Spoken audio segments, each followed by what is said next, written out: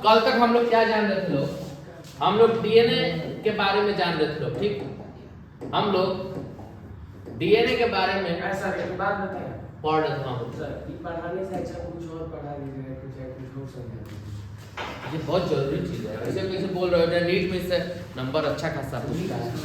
खैर देखो, अरे कोई भी लाइन में जाइएगा लोग सवाल इससे रहेगा। फार्मेसी लाइन में जाओ तो जरूरत है।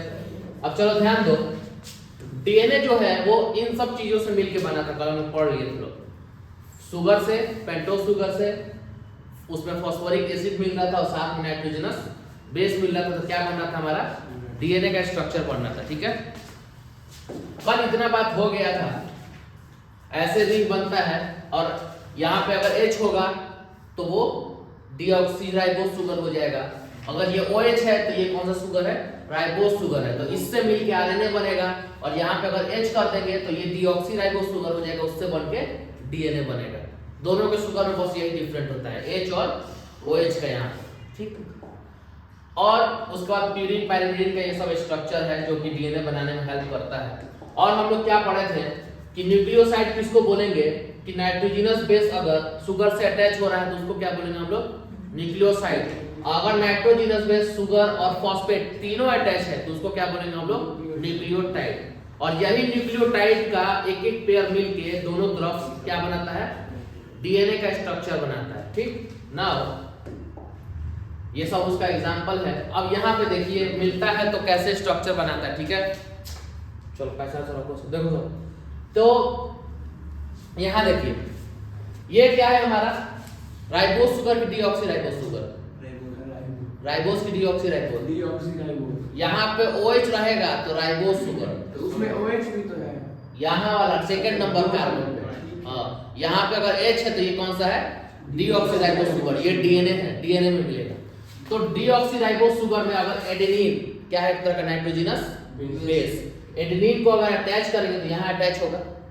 एडेनिन को अगर अटैच करेंगे तो नाइट्रोजनस बेस का शुगर में जो अटैचमेंट होता है उसको बोलता है ग्लाइकोसाइडिक बॉन्ड, ठीक? और शुगर में अगर फॉस्फोरिक या फॉस्फोरस का अगर शुगर में क्या होता है? अटैचमेंट होता है, उसको बोलता है फॉस्फोएस्टर बॉन्ड, ठीक है? अगर शुगर में नाइट्रोजनस बेस अटैच होगा तो उसको बोलता है ग्लाइकोसाइडिक बॉन्ड। और अगर शुगर में फॉस्फोरस अटैच होगा तो उसको क्या बोलेगा? इसके बीच में क्या बॉन्ड बनेगा? Phosphoester bond. तो डीएनए के स्ट्रक्चर में दो तरह का बॉन्ड मिलता है, एक ग्लाइकोसाइडिक बॉन्ड और एक हमारा फॉस्फोएस्टर बॉन्ड। और तीसरा बॉन्ड मिलता है हाइड्रोजन बॉन्ड का। तीसरा बॉन्ड मिलता है हाइड्रोजन। तो कोई पूछे कि डीएनए में कितने तरह का बॉन्ड जनरली मिलता है तो एक मिलेगा, इससे अटैचमेंट होगा ग्लाइकोसाइडिक बॉन्ड, इसका अटैचमेंट होगा फॉस्फोएस्टर बॉन्ड, और एक कौन सा बॉन्ड? Hydrogen bond. अब हाइड्रोजन बॉन्ड कहाँ काम करेगा वो आगे समझना है। तो ये क्या था? न्यूक्लियोसाइड। और फॉस्फोरस यहाँ से अटैच हो गया तो ये क्या हो गया? न्यूक्लियोटाइड। समझ में आ गया? तो न्यूक्लियोसाइड न्यूक्लियोटाइड में क्या अंतर है ये समझ में आ गया। अब इससे डीएनए कैसे बनता है वो जानना है। तो देखो, how can we attach one nucleotide to other? एक है, ये भी न्यूक्लियोटाइड है कि नहीं है? क्योंकि इसमें भी नाइट्रोजन बेस है और इसमें भी क्या है?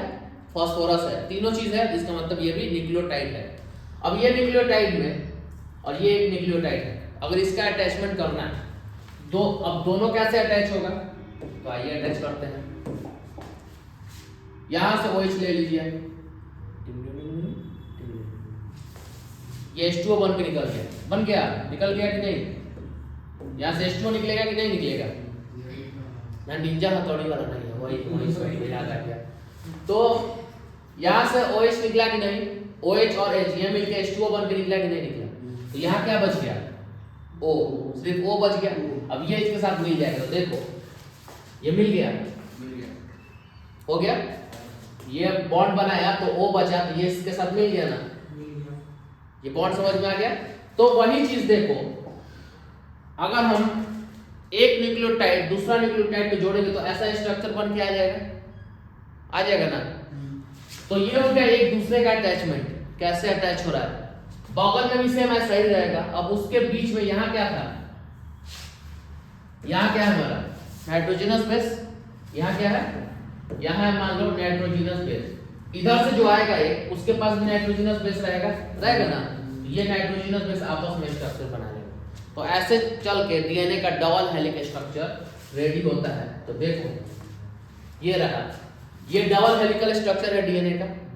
इसका स्ट्रक्चर का बात करें तो अगर इसको सीधा कर दो तो यहाँ सीधा करके दिखाया है सब। यहाँ क्या दिख रहा है आप लोग को? यहाँ क्या दिख रहा है? 1 sugar, 2 sugar, 3 sugar, 4 sugar, 5 sugar, ऐसे सुगर अटैच है लाइन में जाएगा। अभी पीछे दिखाया था ना ये वाला, ऐसे लाइन में जाए सुगर अटैच है। ठीक, अब क्या लिया बगल में? Nitrogenous base. तो नाइट्रोजन बेस लिया है। अब मान लो ऐसे ही सुगर ठीक उसके बगल से आएगा, ठीक, उसके पास में क्या रहेगा? Nitrogen base. लेकिन बगल वाला जो आएगा ना वो इसको उलट के आएगा। कैसे?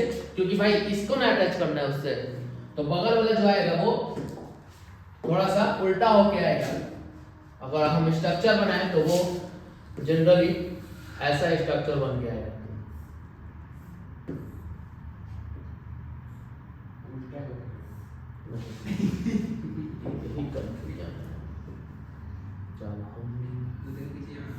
ठीक है, अब यहाँ पे और यहाँ पे इसका मान लो यहाँ पे नाइट्रोजनस बेस है तो यहाँ पे इसका नाइट्रोजनस बेस रहेगा। समझ में आया? तो जो बगल वाला आएगा वो पूरा अपोजिट होके आएगा। क्यों? क्योंकि नाइट्रोजन बेस का अटैचमेंट करना है। और इधर वाला जैसे इसका इधर फॉस्फेट अटैच है वैसे इधर फॉस्फेट अटैच रहेगा। ये इधर से आएगा तो वही सेम चीज यहाँ है। तो इधर से भी फिर वैसे ही आएगा, ऐसे करके ऐसे करके। ठीक, तो यहाँ पे सुगर सुगर से बॉन्ड बन रहा है, यहाँ सुगर सुगर बॉन्ड बन रहा है, यहाँ सुगर सुगर बॉन्ड बन रहा है, यहाँ सुगर सुगर बॉन्ड बन रहा है, जो कि अभी देखें फास्फोरस फास्फोरस से। ठीक, इसका भी वैसा ही सुगर सुगर बॉन्ड बनेगा। अब इन दोनों के बीच में क्या था? नाइट्रोजनस बेस आ रहा था, उसके बीच में बॉन्ड बनेगा, उसके बीच में बॉन्ड बनेगा। तो ऐसे करके इसलिए डीएनए का जो स्ट्रक्चर होता है वो डबल हेलिकल स्ट्रक्चर होता है। समझ में आ गया क्यों? अब यहाँ पे तुम देखोगे एक तरफ 5' लिखा है, एक तरफ 3' लिखा है, फिर एक तरफ 3' लिखा है तो एक तरफ उसके छोर पे 5' लिखा है। इसका मतलब क्या है? तो इसका मतलब क्या है? तो यहाँ से अगर हम देखेंगे तो देखो, अब देखो यहाँ पे, यहाँ देखो ये अगर शुगर का अटैचमेंट हो रहा है ना, तो अगर कार्बन नंबर हम अगर यहाँ से काउंट करें तो कितना होगा? कार्बन नंबर काउंट करें, ये 1 2 3 4 और ये हमारा 5, यही ना है? समझ में आया? अगर इधर से काउंट करेंगे, काउंट तो इधर से होगा, तो 1 2 3 4 5। यहाँ देखो ये मान लो सबसे ऊपर का है डीएनए, मान लो ऐसे बनना शुरू हुआ है, ये सबसे ऊपर का छोर, सबसे ऊपर है, तो सबसे ऊपर वाला शुगर जो है उसका ये वाला फ्री रहेगा कि नहीं रहेगा? 5' तक जो कार्बन है वो फ्री है, क्योंकि इसके ऊपर नहीं है तो ये फ्री रहेगा। इसके बाद वाला फ्री नहीं ना है, 5 वाला सब अटैचमेंट बना है। तो और लास्ट वाला का देखोगे तो 1 2 3 4 और 5, लास्ट वाला का 5वां फ्री है कि नहीं? 5वां फ्री है, 5वां फ्री दिखाता था, 5वां बॉन्ड बना है। तो लास्ट वाले का थर्ड नंबर क्या है? फ्री है, क्योंकि उसके पास OH है, यहाँ सिर्फ हाइड्रोजन है तो उसका बात नहीं करेंगे, वो ऑलरेडी स्टेबल होकर बैठा हुआ है। तो यहाँ पे ये वाला फ्री है, यहाँ पे ये वाला फ्री है, तो यहाँ पे ये फ्री है जिनको कोई काम धंधा नहीं है, यहाँ पे ये भी फ्री है जिनको कोई काम धंधा नहीं है। ठीक, तो अपर एंड में क्या देख रहे हैं? 5' फ्री है, 5 वाला एंड। नीचे वाले छोर पे क्या देख रहे हैं? थर्ड नंबर वाला फ्री है, मतलब थर्ड नंबर का कार्बन का जो OH लगा है वो फ्री है। इसलिए इसी के कारण जो डीएनए का एंड करते हैं तो एक तरफ 5' होता है, एक तरफ 3' होता है। समझ में आ गया? ये चीज क्लियर हुआ कि जो डीएनए का डबल हेलिकल स्ट्रक्चर है तो उसका अपर वाला जो होगा वो 5' रहता है, और उसका एक छोर मतलब 5' रहेगा तो एक छोर क्या रहेगा? 3'। एक छोर, अब देखो यहाँ 5' है तो यहाँ 5' है, क्यों? क्योंकि वो अपोजिट हुआ है ना, इसलिए नीचे यहाँ 5' फ्री हो गया है। और वो जो मान लो यहाँ अपोजिट हुआ था तो क्या है? ये अपोजिट वाले का 3' फ्री है ना, तो यहाँ पे जो अपोजिट हुआ है उसका 3' तो यहाँ आएगा, तो वो इसलिए फ्री है। तो इसलिए यहाँ पे अपोजिट 5 डेज यहाँ फ्री है तो 5 डेज यहाँ फ्री है। क्यों? क्योंकि इधर का जो शुगर है वो उल्टा हो जाता है। तो जब उल्टा होगा तो क्या होगा? जब उल्टा होगा तो ऊपर 3 डेज फ्री हो जाएगा एक तरफ का, और नीचे फिर 5 डेज, और इधर वाले का ऐसे सीधा और उल्टा हो जाएगा। समझ में आ गया? तो डीएनए में बस इतना ही जानना है कि साइज भी दिया है। हाँ साइज में दिया है, वो साइज अभी तुम लोग को नहीं पढ़ना है। और ये जो नाइट्रोजनस बेस है इसके बीच जो अटैचमेंट है वो किससे बनता है? हाइड्रोजन बॉन्ड से। किससे? हाइड्रोजन बॉन्ड से। ये जो नाइट्रोजन बेस का जो अटैचमेंट है वो किससे बनता है? हाइड्रोजन बॉन्ड से। तो तुम लोग अगर यहाँ देखो, ये देखो शुगर, ये एक शुगर फास्फोरस से अटैच है। उधर देखो उल्टा हो गया है, उल्टा हो गया है, ये ऐसे है, इधर कैसे हो गया है? ऐसे उल्टा। तो उल्टा में अटैचमेंट है। ये बीच का जो दिख रहा है ये क्या है? डीएनए, ये नाइट्रोजनस बेस, प्यूरिन और पैरिमिडिन। तो ये नाइट्रोजनस बेस, ये हमारा, ये इतना क्या है? ये हमारा शुगर, ये भी हमारा शुगर, और ये हमारा नाइट्रोजनस बेस। तो ऐसे बनता है क्या हमारा? डबल हेलिकल स्ट्रक्चर डीएनए का। समझ में आ गया? जीसी लिखा है, एडेनाइन, गुआनिन, थाइमाइन। हाँ वो सब क्या है? ये सब नाइट्रोजनस बेस है, इसी से अटैचमेंट रहता है। वही ना लिखा है जीसी। हाँ वही है, एटीसीजी वही लिखा है, एटीसीजी वही लिखा है। इसका ये स्ट्रक्चर भी है। तो समझ में आया कि डीएनए का जो डबल हेलिकल स्ट्रक्चर होता है, डबल हेलिकल स्ट्रक्चर है, उसके एक तरफ 5 डेज है, दूसरी तरफ 3 डेज, यहाँ फिर 5 डेज, तो इधर 3 डेज। ये सब समझ में आ गया? इमरान समझ में आ गया बेटा? इसमें कोई डाउट है तो पूछो। ये 5 डेज यहाँ क्यों है? क्योंकि पांचवा नंबर वाला कार्बन खाली था। और नीचे वाला 3 क्यों है? क्योंकि नीचे वाला ये वाला खाली था। ठीक। और इसके बगल वाला में क्या होगा? इसके बगल वाला क्या होगा? ये क्या हो रहा है? अपोजिट हो जा रहा है। तो जब अपोजिट होगा तो ऊपर कौन चला जाएगा? 3 डेज। तो इधर 5 डेज है तो इधर क्या होगा? 3 डेज। तो नीचे से कौन फ्री होगा? 5 डेज। तो इसलिए यहाँ पे ऐसे अपोजिट होता है। समझ में आ गया? तो अटैचमेंट समझ में आ गया? ये सब शुगर वाला अटैचमेंट है, ये सब शुगर का अटैचमेंट है, और ये सब नाइट्रोजनस बेस का अटैचमेंट है। दो नाइट्रोजन बेस आपस में हाइड्रोजन बॉन्ड से अटैचमेंट है, और इन सब का अटैचमेंट फॉस्फोएस्टर बॉन्ड और ग्लाइकोसाइडिक बॉन्ड। ठीक, क्लियर हो गया? तो हम लोग इतना समझ गए कि फलक समझ में आ गया? आगे फलक को आगे। तो डीएनए का स्ट्रक्चर कैसे बनता है समझ में आ गया? डीएनए का स्ट्रक्चर डबल हेलिक्स क्यों समझ में आ गया? तो कोई पूछे तो बता देना भाई, डीएनए का स्ट्रक्चर डबल हेलिक्स होता है। उसमें उसके अंदर हम लोग को शुगर मिलता है, नाइट्रोजनस बेस मिलता है और फास्फोरस मिलता है। तो जो दो डीएनए के बीच में पेयरिंग होता है वो नाइट्रोजन बेस से होता है, उनके बीच में हाइड्रोजन बॉन्ड होता है। जो शुगर का अटैचमेंट है वो फॉस्फोएस्टर बॉन्ड से अटैचमेंट होता है शुगर, और नाइट्रोजन बेस से अटैचमेंट होता है। समझ में आ गया? और इससे डीएनए का डबल हेलिकल स्ट्रक्चर बनता है। 5' 3' क्यों है? क्योंकि एक तरफ का 5वां नंबर कार्बन फ्री है, एक तरफ का 3रा नंबर कार्बन फ्री है। नेक्स्ट साइड उसका अपोजिट क्यों फ्री है? क्योंकि वो जस्ट अपोजिट हो जाता है अटैचमेंट के लिए, नाइट्रोजन बेस के लिए, इसलिए उसका 3' फ्री होता है और नीचे का 5'।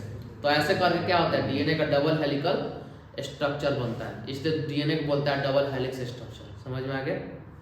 तो डीएनए खत्म हो गया। तो आज न्यूक्लियो डीएनए के बीच में जो कैपिंग था वो कैसे होता है? कौन सा capping? Major group, minor group. हाँ बोलो। वो गैपिंग जो है किसी में चौड़ा है, इधर इधर आइए। ये मेजर ग्रुप बोलता है इसको माइनर ग्रुप, इसको कैसे गैपिंग मेजर ग्रुप बोलता है। देखो यहाँ पे जब दो चीज को आपस में ट्विस्ट करोगे तो बीच में तो गैप बनेगा ही बनेगा ना जी। तो कैसे बनेगा? तुम लोगों को तो पढ़ना है डीएनए पैकेजिंग में। तो देखो खैर यहाँ थोड़ा सा समझा दो। ये बना स्ट्रक्चर। अब देखो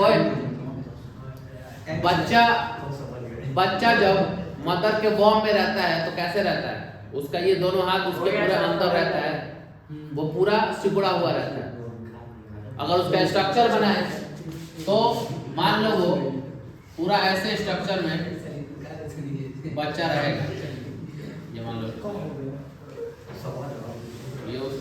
पैर, बच्चा ऐसे रहता है, जी सर। लेकिन जब बाहर निकलेगा तो पूरा ऐसे वाइट कर लेता है। लंबा हो गया। तो ये जो स्ट्रक्चर दिखा रहे हैं ना, ये तुमको समझाने के लिए हम दिखा रहे हैं, लेकिन जब एक्चुअल में स्ट्रक्चर मिलता है ना, वो ऐसा दिखता है स्ट्रक्चर।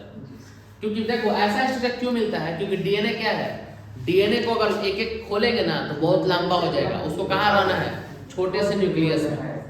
तो जब छोटे से न्यूक्लियस में रहना है, इसलिए वो क्या होता है, रैप हो जाता है, रैप होके हिस्टोन प्रोटीन में ऐसे, हाँ हिस्टोन प्रोटीन में ऐसे पूरा कवर हो जाता है और क्रोमोसोम बन जाता है। हो गया? तो ठीक है, कल से आगे का जो भी देखना है देखेंगे। ये भाई